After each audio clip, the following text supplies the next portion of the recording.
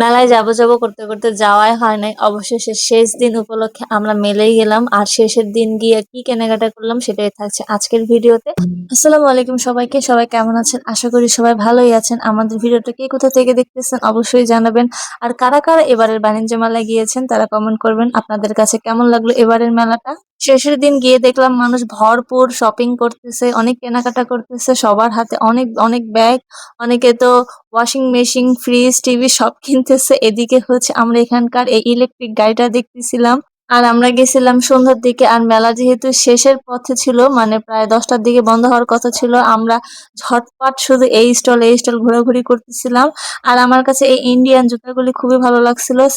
আমি একটা অনেক খুঁজতেছিলাম, বাট ওটার আমার সাইজ হয় নাই। তারপরে বাইরে গিয়ে এই বেলপুরিটা খেলাম, বেলপুরিটা মোটামুটি ভালোই ছিল।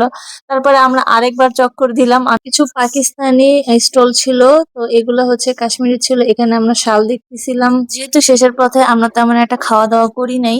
আর তারপরে হচ্ছে এই স্টল গুলো দেখতেছিলাম, এগুলো বরাবরের মতো সব সময়ই আসে। তারপরে হচ্ছে বাইরে এখানে আমরা ঝালমুড়িটা খাইলাম, ঝালমুড়িটা একটু ভালো ছিল না। তারপরে আমরা বাহিরের দোকানগুলো একটু ঘোরাঘুরি করলাম। কিন্তু সবচেয়ে হচ্ছে বড় কথা, এখানে হচ্ছে হকার মার্কেটের মতো মানে নিউ মার্কেট বসায় রাখছে, এটা একদমই ভালো লাগে নাই। তারপর আমরা চা খেতে 300 ফিট গেলাম। আর ওখানে গিয়ে হচ্ছে আমাদের জামাইরা এরকম বুকে আমাদেরকে গিফট করলো।